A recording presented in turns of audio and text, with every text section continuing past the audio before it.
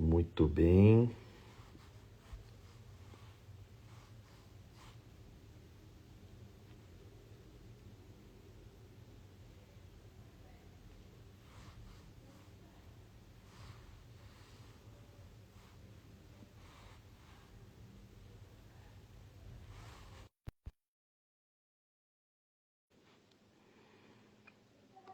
Pessoal que está entrando, boa noite. Aê! Temos alunos aqui, que bom.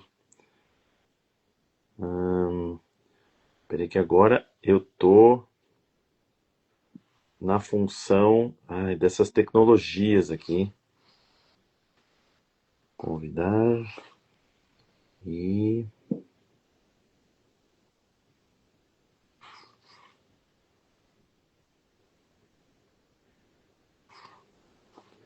Não, aqui eu vou convidar para participar. Ué, Hello. Toninho, enviar. Hello. Hello.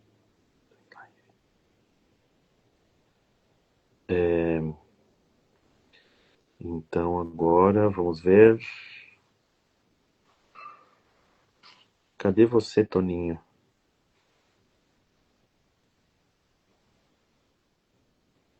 Toninho, convidar.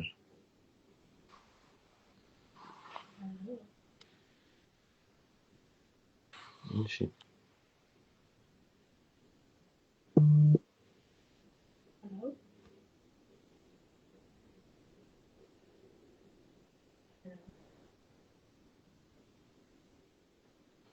Pessoal que está assistindo. Aí, Toninho entrou. Agora sim, Toninho.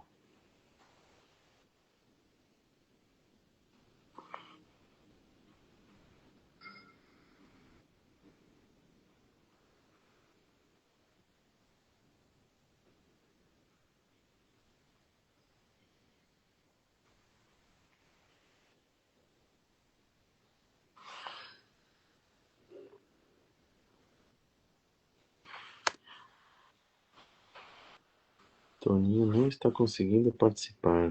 O que será que está acontecendo?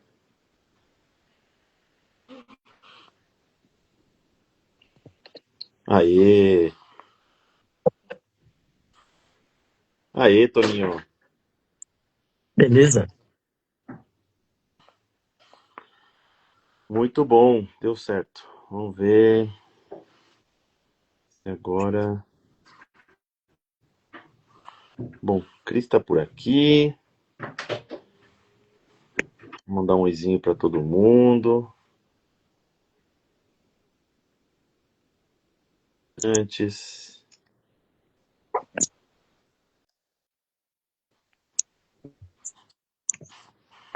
O Matheus está aqui também.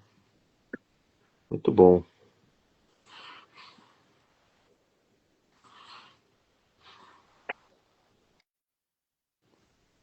Toninho, você está em Poços de Caldas agora? Estou em Poços de Caldas, num friozinho maravilhoso aqui. É, aí é mais frio, né? Sim. O pessoal planta café aí, né? Oi? O pessoal planta café aí. Também. Tem bastante café no cânico. Tá. Tua conexão tá um pouco cortando, hein, Toninho? Eu vou mudar de lugar aqui. Eu vou aqui para a sala, vai ficar escuro, mas já vou acender a luz, porque aí eu vou ficar Do Wi-Fi. perto do Wi-Fi. Aí vai Isso é a ter uma beleza da live, né? Porque é ao vivo mesmo e a gente fica mudando de sala. Olha que quadro lindo aí atrás, né? pintada no papelão. Muito bom, muito bom. Bom, 19h35 eu vou dar iniciar os trabalhos aqui. Bem-vindo a todos aqui que estão ouvindo sempre, que se conectaram hoje num domingão de feriado, né?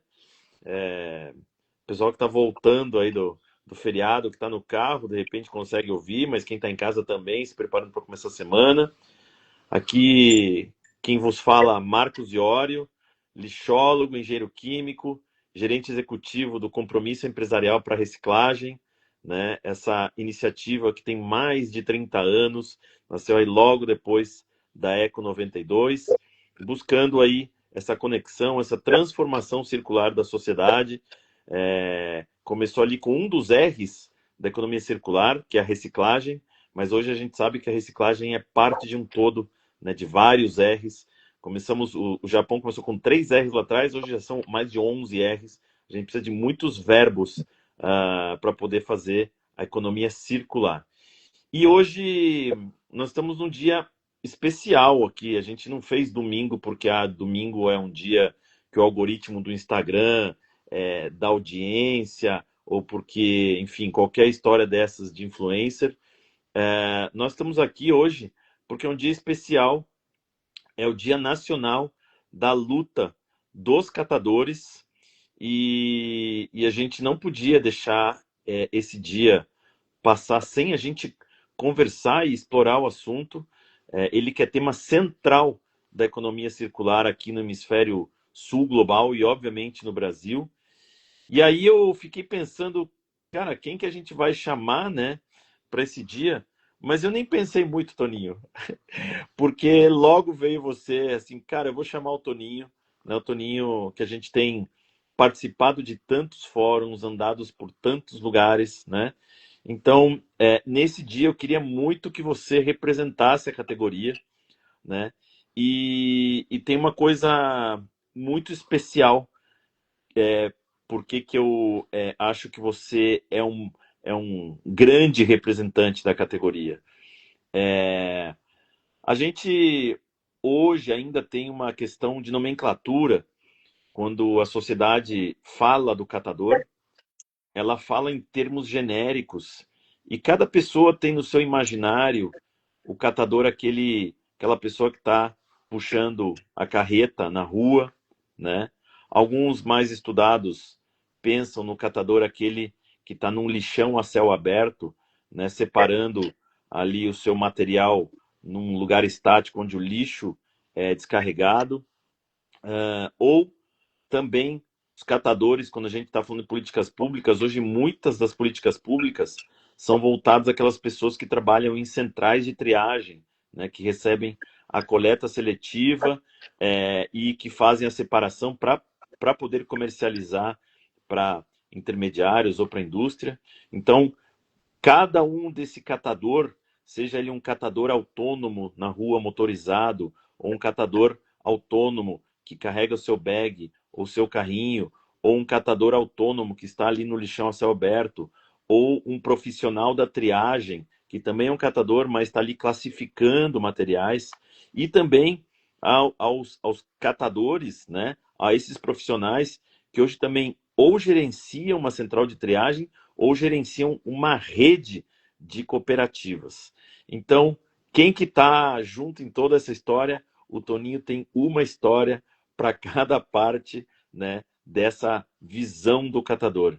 Então, Toninho, muito bem-vindo à nossa live aqui do Sempre. Muito obrigado por ter aceitado esse convite. A gente falou que ia trabalhar junto. Nós já estamos, né, de certa maneira, nos encontrando em cursos, nos encontrando em fóruns, né? Já estamos palestrando junto. Então, é um prazer, ombro a ombro, a gente estar nessa luta, nessa proposta de circularidade. E você que muito me honra e muito nos honra está aqui com a gente hoje.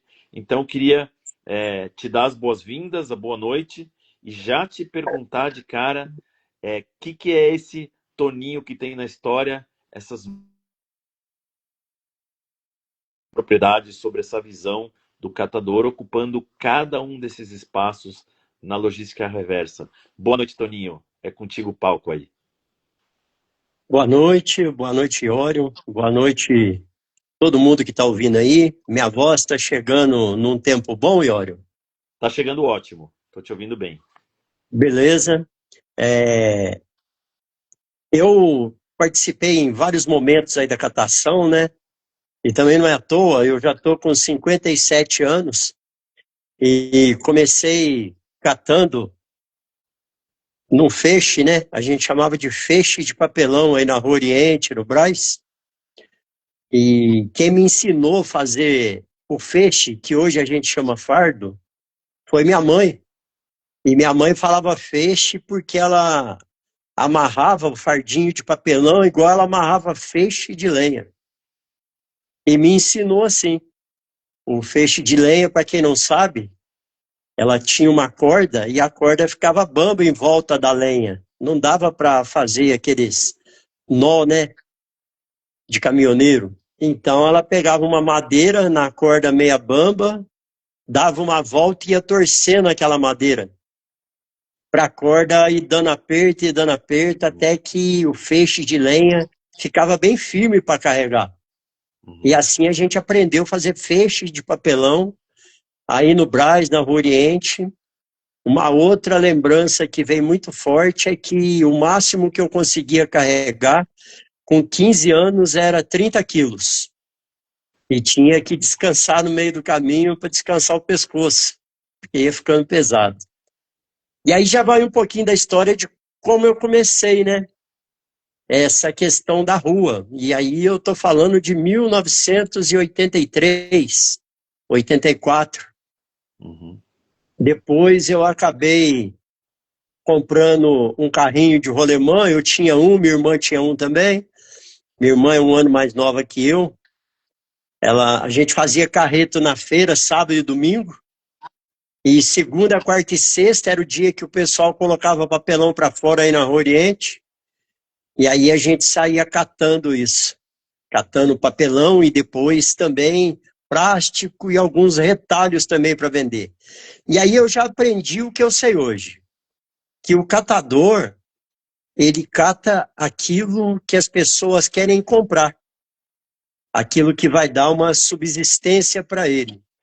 E isso é assim desde 82. Na época tinha menos tipos de materiais do que tem hoje, mas já tinha material que a gente não pegava. E o principal deles era o plástico celofane. Eu lembro dele dessa época que o pessoal ficava bravo quando a gente colocava ele junto com outro plástico mais macio. E depois eu acabei vindo, né, para o interior, voltei para minha cidade de onde eu saí, que foi Guaxupé. Em Guaxupé não tinha ainda catação, mas o destino sempre me levou, né, para esses momentos onde estão os resíduos. E aí a gente foi morar numa fazenda perto de um lixão, lá em Guaxupé. E lá nessa fazenda a gente começou a frequentar o lixão. E não tinha ninguém comprando material. A gente via o papelão, via o plástico, via um monte de coisa lá. Mas a gente ia, igual muita gente, para catar coisas para reutilizar. Ou coisas, às vezes, para comer. Porque era roupa, sapato, mas também chegava muita coisa boa do supermercado, que não estavam vencidas ainda. Não tinha uma lei assim tão forte para o supermercado, onde que ele tinha que descartar as coisas, né? E aí a gente ia lá para pegar. Com o tempo eu acabei trabalhando num monte de serviço lá em Guaxupé. Eu brinco nas minhas falas que eu sou um cara que tenho em média aí, eu tive umas 300 profissões. Se a gente for contar que ajudante de alguma coisa é profissão, e para mim é. Porque a partir de que eu sou um ótimo profissional naquilo que eu faço, não importa a profissão, eu sou um profissional. Lógico. Então eu tive umas 300 profissões aí. E também por ter um espírito inquieto, né? Eu entrava na empresa numa função e logo já não estava bom mais. Já ficava ruim aquele negócio. E aí eu ia para outra função na empresa, experimentava uma máquina. E, por exemplo, num curtume, eu fui trabalhar no curtume e entrei rastando couro. E aí, de rastar couro, eu fui para operador de máquina, operador de caldeira, apurador de sebo, tomando conta de almoxarifado, vigilante, cheguei a curtidor, e depois não tinha mais para onde ir, eu pedi conta. Ô, Toninho, mas uma pergunta aí nessa tua jornada. Você começou fazendo feixe ali com 15 anos com a tua mãe, Sim, e aí depois de um tempo você foi para a indústria, então. Sim, eu fui trabalhar em pequenas indústrias na cidade de Guaxupé, fábrica de botina, Porque curtume, não tinha venda, não tinha comercialização de material. Foi isso que você falou, é por causa isso, disso. não Tá, tinha lá na cidade. tá. E aí eu fui, depois desse tempo, eu acabei parando na Cochupé, né, onde eu fui trabalhar lá de carregador de café, e nessa de carregador de café me deu problema na coluna, e eu fui ficar afastado do serviço, e nesse mesmo momento abriu-se um comércio de compra de materiais no bairro que eu morava. Uhum. E aí faltava dinheiro, eu comecei a juntar material na casa de alguns amigos da Cochupé, pedia para ele juntar e levava no final de semana nesse depósito. Aí eu comecei a juntar de novo, e nessa fase, lá na Cochupé, minha coluna deu problema, eu fiz reabilitação profissional e acabei indo parar na faculdade, junto com outras pessoas da Cochupé, Uhum. de auxiliar de escritório. E eu catava material junto com os meus filhos, que eu sempre achei importante ensinar para eles tudo que eu sabia. E ali fiquei catando, lavava caixa d'água. Nesse período, minha sogra veio para Poços de Caldas e começou a catar aqui em Poços de Caldas, porque aqui já estava forte a catação. Uhum. Tinha muito carrinho na rua. E eu me lembro que eu vinha passear aqui, lá nas férias de Guaxupé, e eu ia no carrinho com ela aqui em Poços de Caldas. Depois minha cunhada e meu cunhado veio, começaram a catar também, e aí eu não podia vir, que eu estava terminando a faculdade, eu queria muito vir. Mas aí eu terminei a faculdade, pedi conta na Cochupé e vim para Poços de Caldas para catar papelão. E aí a gente formou a cooperativa Ação Reciclar, que Uhum. já tem 18 anos essa cooperativa. E Uhum. aí começou uma nova jornada, né? De catador agora, vivendo da catação e fazendo bicos em outros serviços, porque só o dinheiro da catação nessa época não Não. conseguia manter nós, catadores ali da Ação Reciclar. Uhum. Posso continuar ou você quer fazer alguma parte aí? Não, interessante. Então, assim, não, eu vou fazer para quem não é da área, né? Eu vou Sim, ir colocando, né, alguns dados e encaixando a tua história aqui, né? Fazendo uma análise aqui do que você contou para gente. Bom, primeiro, você começou bem antes do Movimento Nacional dos Catadores, que é ali de 2001, né? Nós estamos falando de 82. Você começou fazendo catação de grandes geradores, porque era comércio, né? O comércio, ele gera muita caixa, muito plástico normalmente. Então, o feixe que você falou ali era catando do grande gerador, que era o comércio, né? Ali na Rua Oriente, né? sim, É, você depois você fala dessa outra realidade de Guaxupé, do lixão a céu aberto, né? E do lixão a céu aberto, de novo, é um estado muito vulnerável a ponto de você separar comida ali também, né? Isso é uma realidade, né, do catador que vive no lixão, ele tem acesso à comida e tem acesso a alguns materiais. Obviamente que materiais misturados a tudo aquilo que não deveria você estar trabalhando, né? Estamos falando de papel higiênico, estamos falando de fralda, estamos falando de restos de comida. É nesse ambiente que você separa materiais. Essa outra parte que você coloca ali, do comprador que não existia e que ali em Poços de Caldas passou a existir, num dos bairros, é o primeiro comprador, né? Que é o sucateiro, intermediário, atravessador, tem muitos nomes, né? Mas é o primeiro que paga pelo material, o primeiro que vai fazer a primeira comercialização, né, desse material, que começa uma jornada de vendas até chegar na indústria, né? Então, é importante essa tua jornada que você está colocando até a formação da central, da cooperativa, que aí entendo, imagino eu, vou te perguntar, essa cooperativa que iniciou 18 anos atrás, ela começou fazendo a coleta ou a cidade já tinha coleta? Como que foi essa agregação aí dessas pessoas? E quantas pessoas eram? é, existia uma pessoa na prefeitura que estava antenada no que estava acontecendo de cooperativismo no Brasil. A gente tinha um prefeito na época também que queria trazer essa cooperativa, queria criar uma cooperativa em Poços de Caldas de catadores.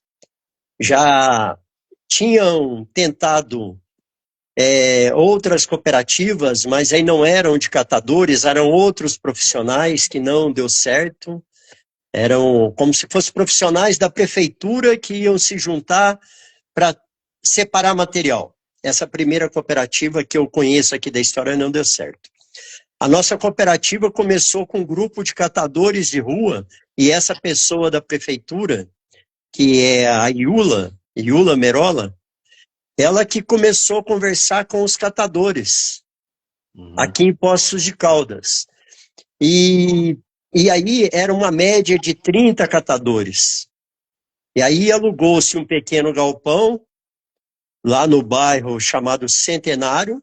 Quem alugou foi a prefeitura. A prefeitura alugou, e a prefeitura alugou caminhões também para nós, catadores, irmos nos caminhões buscar material nas casas. Fez-se uma campanha no município, né, falando que ia ter a cooperativa, que ia ter catadores, que a gente ia passar nos dias alternados do resíduo comum, e a gente ia passar pegando o material reciclável. E assim a gente começou essa cooperativa. Perfeito. Então tinha uma... Bom, você falou que profissionais da prefeitura iam fazer a triagem no começo, é isso?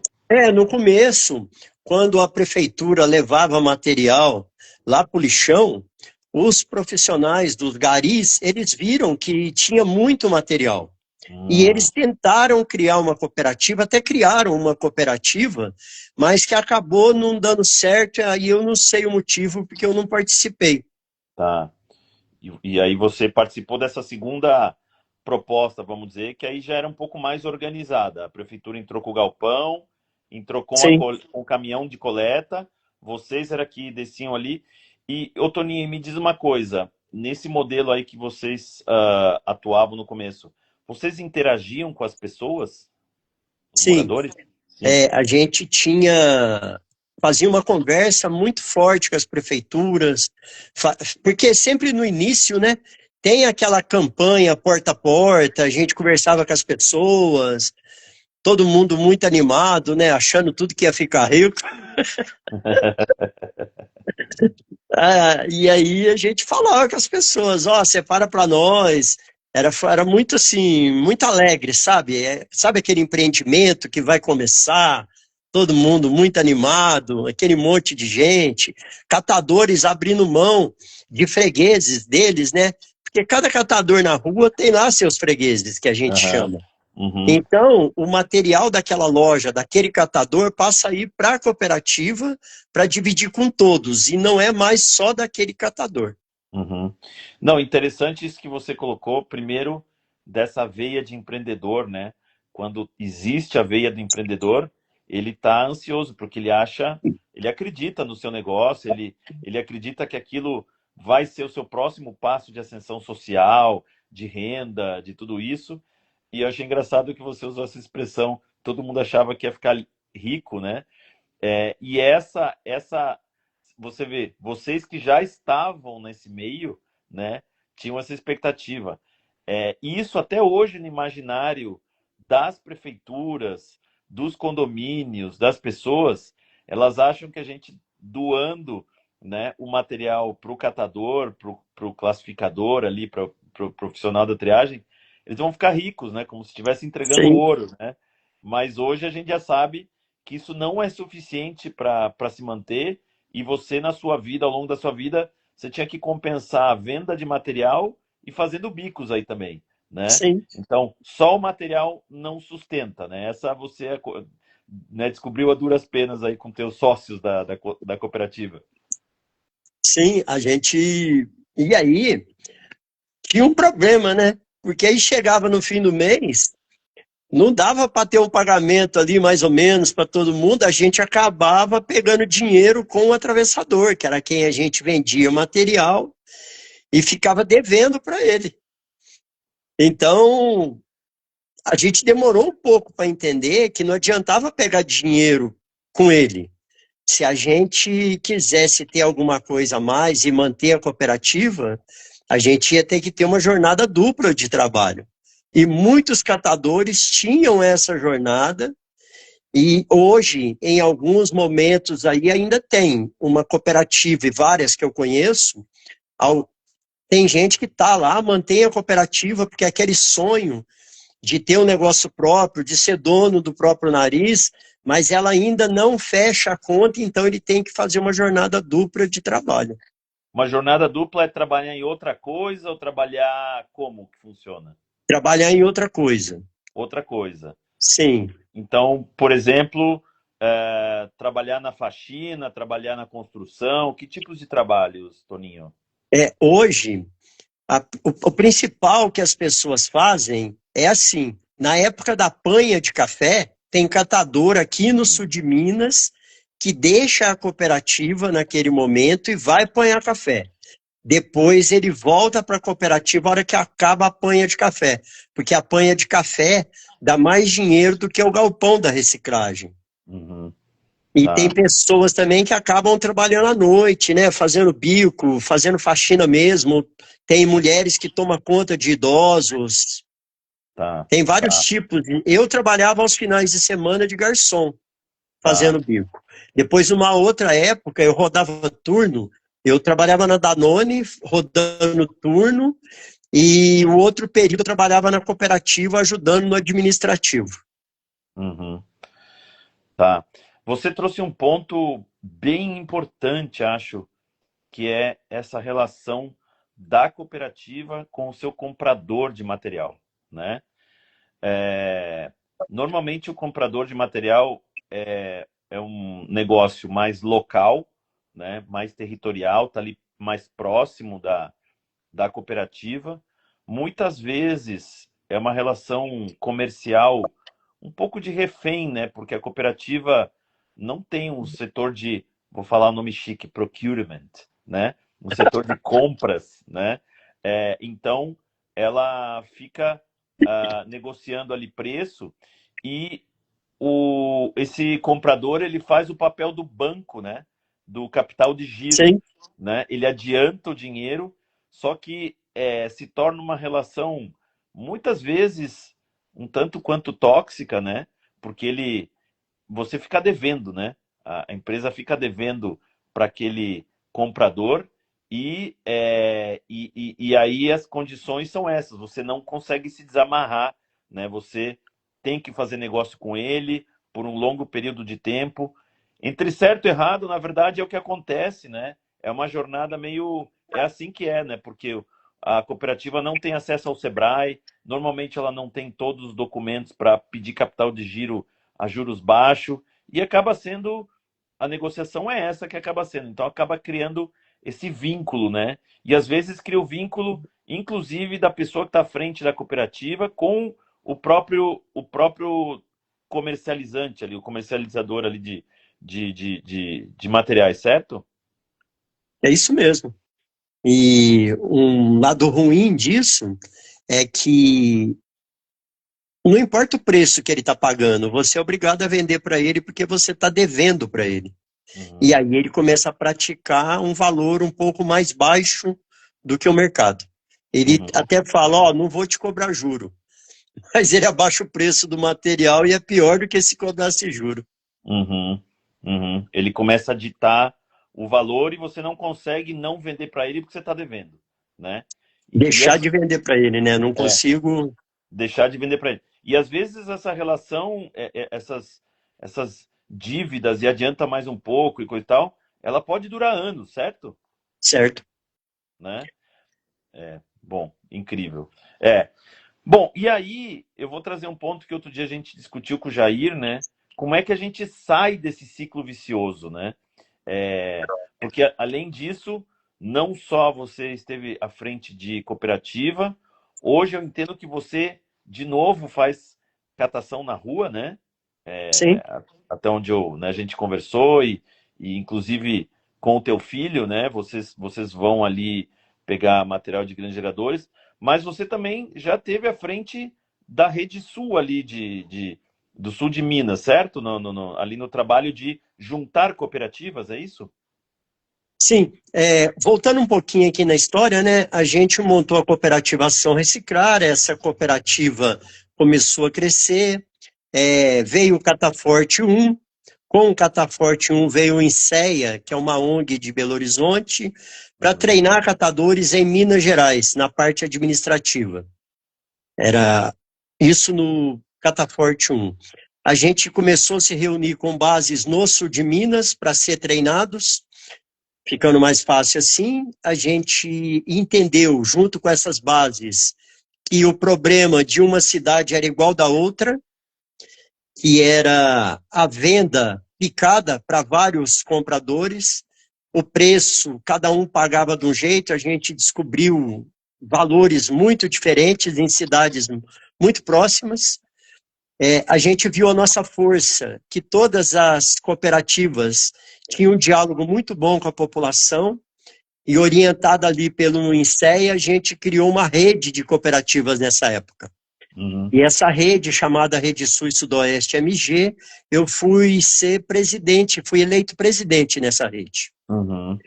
E nessa presidência, eu aprendi muito, visitei empresas, a gente conseguiu comercializar produtos juntos, dessas bases. A rede cresceu. E eu acabei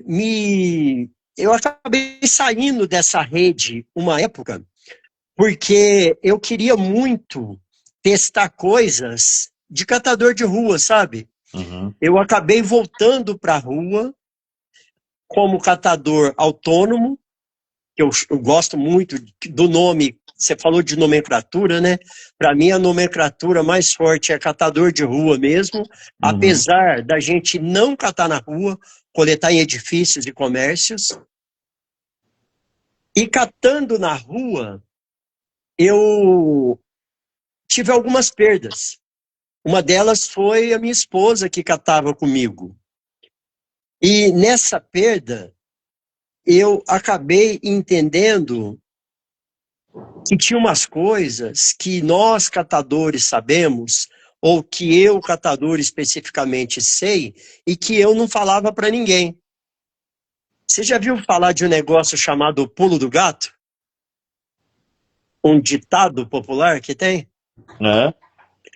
E às vezes as pessoas que estão ouvindo a gente não sabem, mas o pulo do gato é um gato que vai visitar uma onça, que é a prima dele, que mora lá no mato, e ele é da cidade, e ele se julga o mais esperto, porque ele é da cidade e ela é da roça, mas ele sabe que tem coisa que a onça sabe que ele não sabe, porque ele perdeu aquele negócio da onça, né? Ele não sabe mais caçar, por exemplo. E ali, conversando com a onça, ele fala para a onça ensinar ele, e a onça vai ensinando, né? E ensina ele como que pula para o lado, como que pula. A onça sobe lá na árvore e se joga de costas e cai em pé no chão. E aí ela ensinou isso pro gato. E aí o gato falou, beleza, primo, agora você me ensinou tudo, e ensinei. E tá um de frente pro outro. E aí o gato pula em cima da onça de frente. E a onça dá aquele pulo para trás. E aí o gato espantado fala para ela, pois é, mas isso aí você não me ensinou, né? E a onça fala para ele, pois é, se eu tivesse te ensinado isso aí, você tinha me devorado agora. Por isso é eu que vou te devorar. Então, as profissões têm muito disso. Tem muita coisa que a gente não fala. Porque acha que se falar aquilo, vai perder alguma coisa. E assim, são muitas empresas com suas fórmulas mágicas, né? Lembrando aqui de uma grandona aí que faz um xarope que ninguém sabe a fórmula desse xarope. E aí, a hora que eu tô na rua e minha esposa falece, eu falei assim, eu vou falar tudo de hoje em diante. Vou falar tudo que eu penso, tudo que eu sei. E aí foi quando a gente se conheceu lá na Abre, né? Há uns 4, 5 anos atrás. Sim. Onde eu comecei a falar dos materiais, da minha percepção deles. do que eu vinha estudando sobre eles nesse período que eu não estava à frente da Rede Sul. Porque quando a gente está à frente de uma cooperativa, é muito difícil você administrar e estudar e aprender novas coisas. Não dá muito tempo, é muito rápido ali, sabe? E nesse período eu comecei a estudar novas coisas e entendi um outro pulo do gato. Que para a gente manter uma rede ou uma cooperativa bem legal, a gente tem que ter um catador ali dentro que esteja o tempo todo entendendo novas tecnologias, novos negócios e trazendo para quem está administrando ali na linha de frente. Uhum. E aí, eu acabei nesse tempo todo aí, né, com a perda da minha esposa, falando tudo porque eu não tinha mais nada a perder mesmo. Eu achava que eu ia morrer também dali uns dias, né, com a morte dela, atacou ciática, atacou tudo.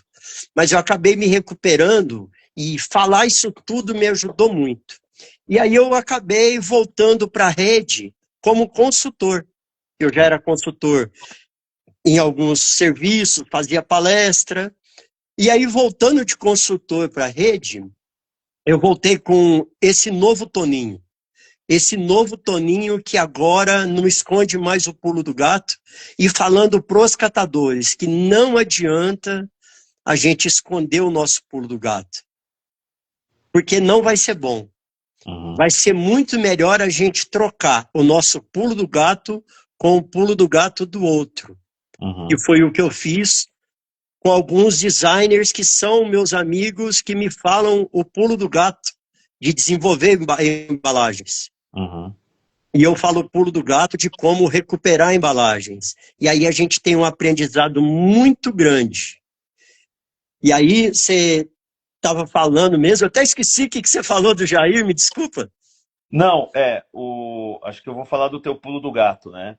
Sim, É que no final, uma central de triagem é um negócio como qualquer outro, né? Tem os sim, mesmos desafios de empreender, tem os mesmos desafios de produtividade, tem os mesmos desafios de encontrar as melhores vendas, de encontrar os melhores fornecedores, os melhores desafios do capital de giro, né, financeiros. Então, são os mesmos desafios. Não é porque está no trabalho, né, do resíduo sólido ali, a parte reciclável, que ele é outra ciência, né? No final é a mesma, né? E o empresário, ele precisa ter tudo isso que você falou, ele precisa estar antenado, ele precisa acompanhar a tecnologia, ele precisa, você trouxe um ponto que a gente fez um focus group lá na FGV, e achei muito interessante que você trouxe a questão da saúde mental, né? E você levou até essa discussão para a saúde espiritual, né? sim, E essa é uma história que também não é porque é com catadores que a gente tem que discutir isso e não tem que discutir isso na multinacional, né, nas empresas. Todos nós, como sociedade, estamos sujeitos a esse mundo moderno que tem essas questões. O que eu falei com o Jair é que hoje, né? Como é que a gente quebra esse ciclo vicioso de ficar dependendo do intermediário que está comprando? Como é que a gente libera tempo, né, do administrador da cooperativa para ele se dedicar a questões administrativas, né, e fazer esse papel ali de gestor mesmo de um negócio, né?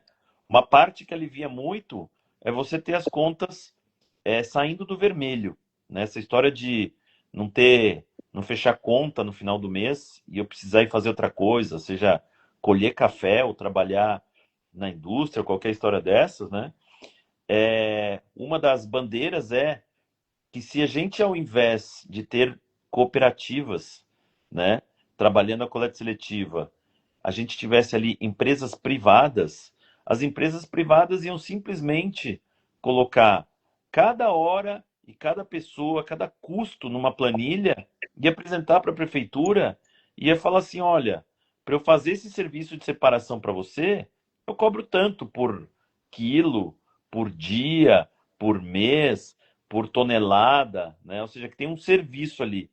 E parece que quando a gente fala com os catadores, esse serviço não precisa. É como se, quando é empresa privada, precisa pagar. Quando é catador, eles ficam ricos com material. Então, uma maneira da gente quebrar esse ciclo é que sim, a prefeitura precisa pagar por esse serviço, porque é um serviço que está sendo prestado, né? Hoje a gente ainda está nessa discussão tão básica, né, desse entendimento, né? E a gente tem uma ponta mais frágil ainda, que é o catador de rua, né? E só para a gente colocar os números do Brasil, né? 85% de tudo que volta para a indústria começa com um catador de rua. Esse catador de rua não trabalha numa central de triagem. E são talvez 1 milhão de pessoas. E quando a gente fala da triagem mesmo, da central de triagem, talvez a gente esteja falando algo ali em torno de 70, 80 mil pessoas, né? Então, e esse modelo responde por 15% da reciclagem. Então, a gente precisa trazer a figura do catador de rua, de seu papel nessa história toda, e a gente precisa fazer com que as centrais de triagem deem certo, pagando por esse serviço, né? E fazendo essa conexão possível que ela, inclusive, consiga comprar melhor e de outra maneira muito mais inclusiva do catador. Eu queria ouvir um pouco tua visão sobre isso. Eu faço questão, Marcos Iório, de dizer o seguinte: o lugar de catador é onde ele quiser. Como qualquer pessoa também, né? E eu tenho certeza que o meu lugar, hoje, para atender meus propósitos de vida, é estar em vários locais da cadeia da reciclagem. Ou então, às vezes eu não estou presente lá no pessoal que desenvolve a embalagem, não estou lá junto desenvolvendo, mas hoje eu entendo como é desenvolvido isso. Eu converso com alguns designers. E eu estou na rua junto com a minha família fazendo coleta em prédios, em empresas, e entregando na cooperativa. E eu me lembro muito bem como funcionava o cooperativismo do café, do sitiante que entregava o café na cooperativa.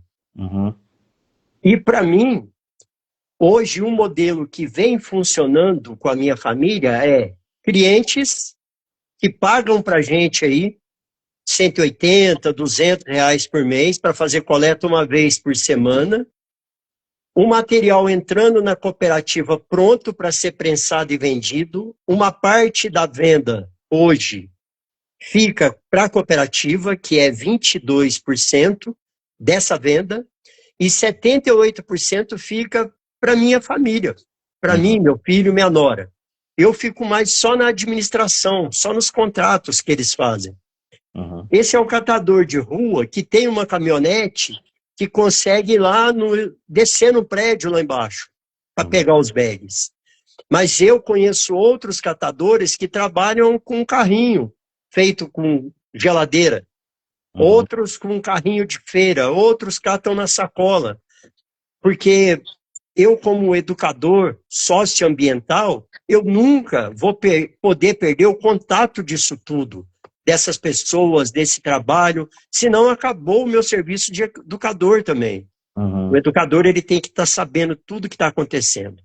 Ao mesmo tempo, eu estou hoje como vice-presidente da rede, porque eu comecei como consultor, depois de 8 meses a gente teve eleição, e eu tive o prazer de ser eleito catador de rua e vice-presidente de uma rede de cooperativas aqui no sul de Minas.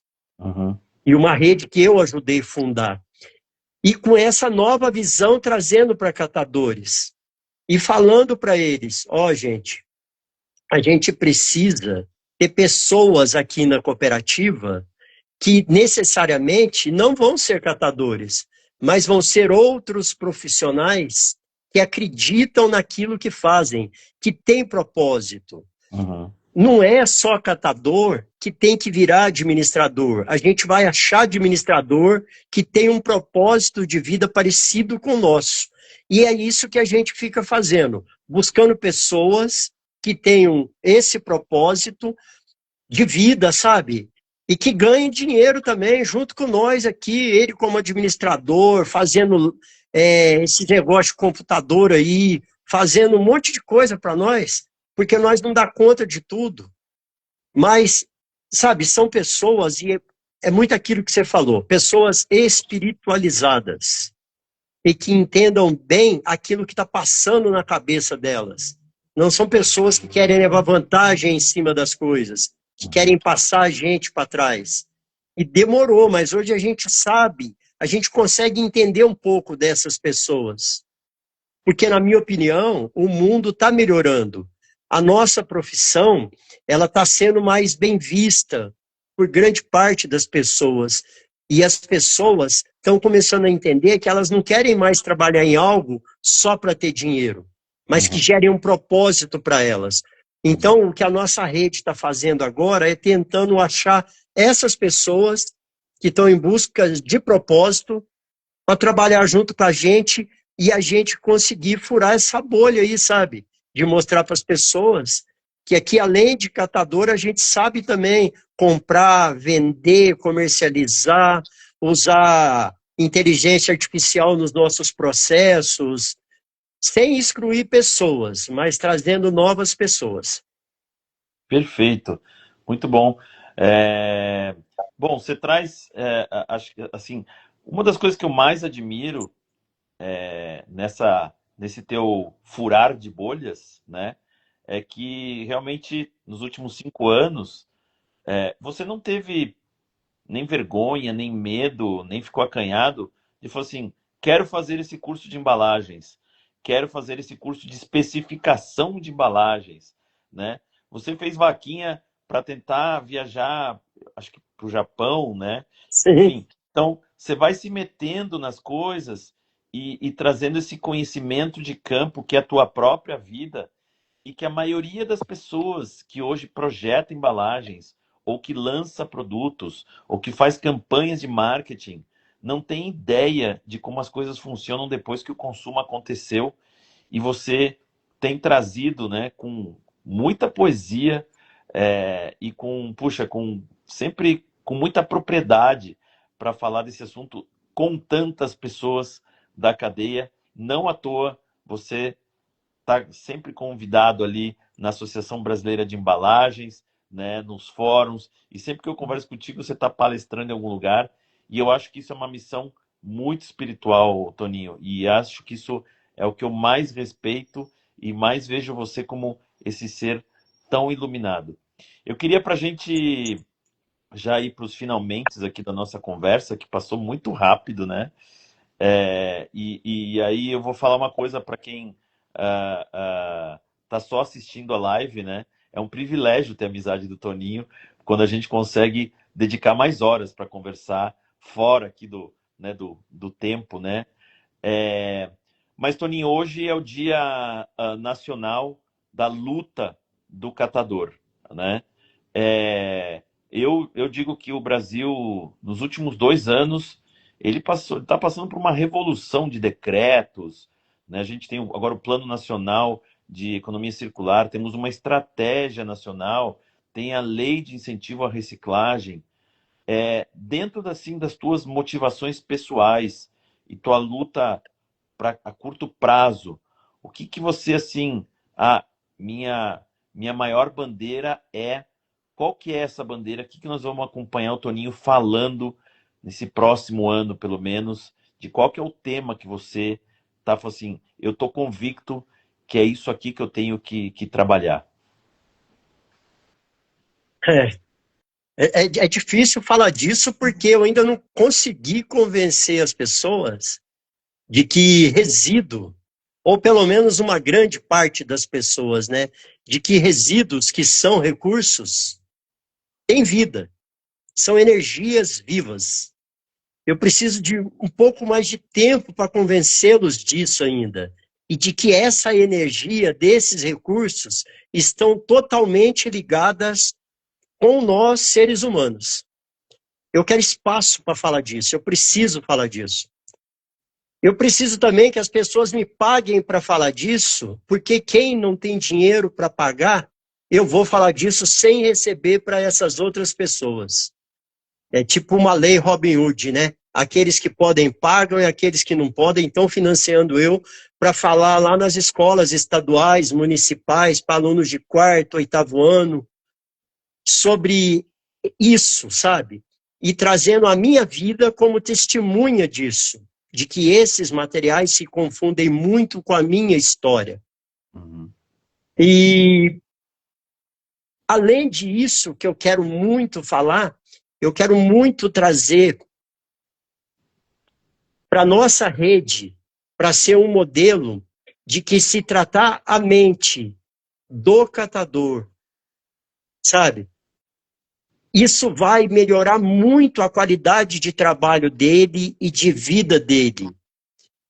Porque é muito importante todos os investimentos que a gente recebe nas cooperativas.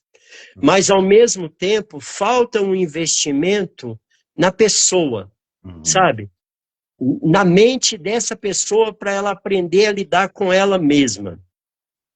E aí, a hora que a gente fala que por que trava às vezes isso? Porque lá na mente de algumas pessoas ainda que são detentoras do poder, ainda tem que existir aquela divisão de classes. Uhum. E nessa divisão de classes, parece que é impossível para que algumas pessoas entendam o porquê que um catador tem que ganhar pelo menos 4.000 reais por mês.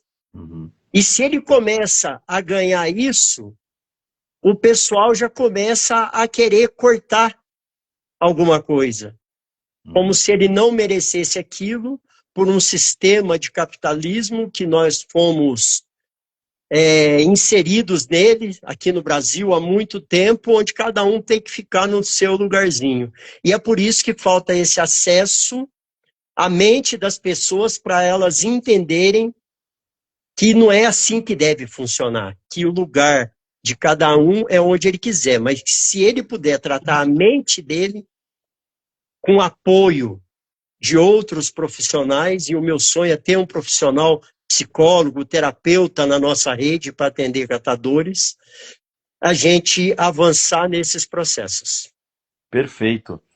Porque, assim, esse problema atinge todas as pessoas em todas as empresas.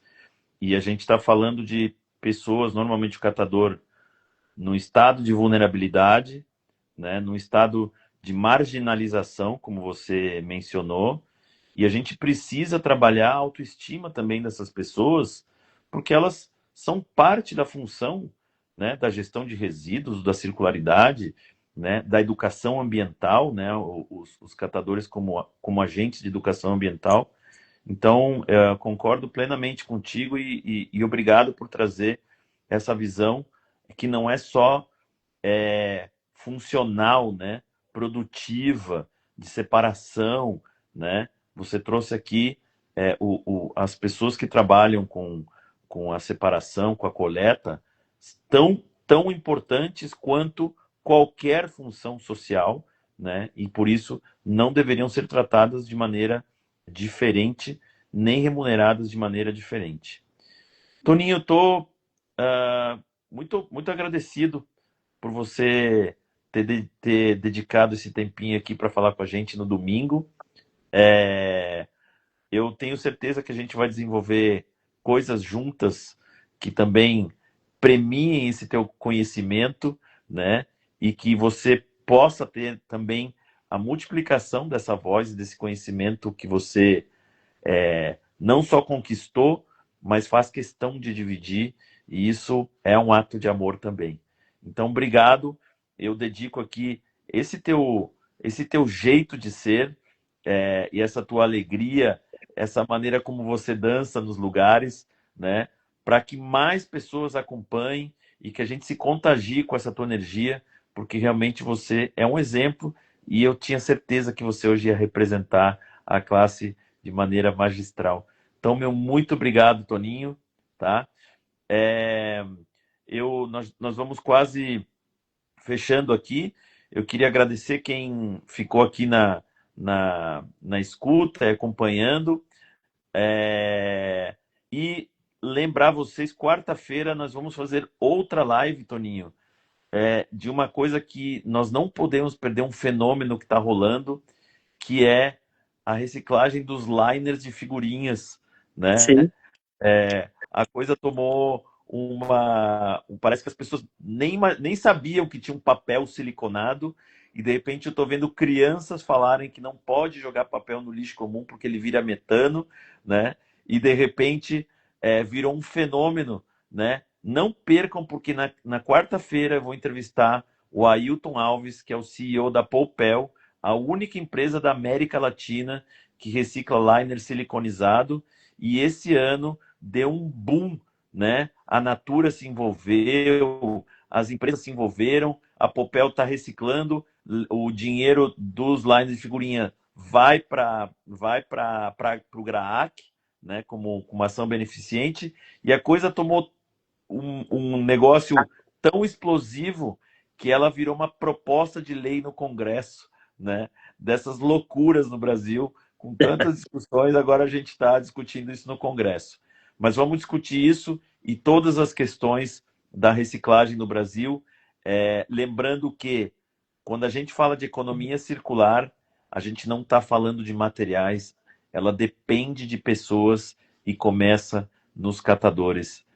Obrigado, Toninho, pelas tuas palavras. Quer fechar e mandar um... Eu quero mandar um abraço aqui para todo mundo que está assistindo aí. Confesso assim que o que eu falo nas minhas palestras, né? Tem 300 pessoas, eu recebo 300 energias que são multiplicadas ali comigo e devolvo para as pessoas. Então, estou sentindo essa energia de todos que estão vendo, e foi isso que eu devolvi para todos aqui durante a minha fala, e principalmente junto com a energia do Iori aí, que quando a gente está junto, a energia é sempre linda, né, Iori? Sai faísca, e muito obrigado mesmo, um beijo no coração de todo mundo, logo estaremos juntos de novo. Que assim seja. Obrigado e vamos continuar a luta junto. Obrigado. Isso aí. Obrigado, gente. Boa semana para todos. Até. Até.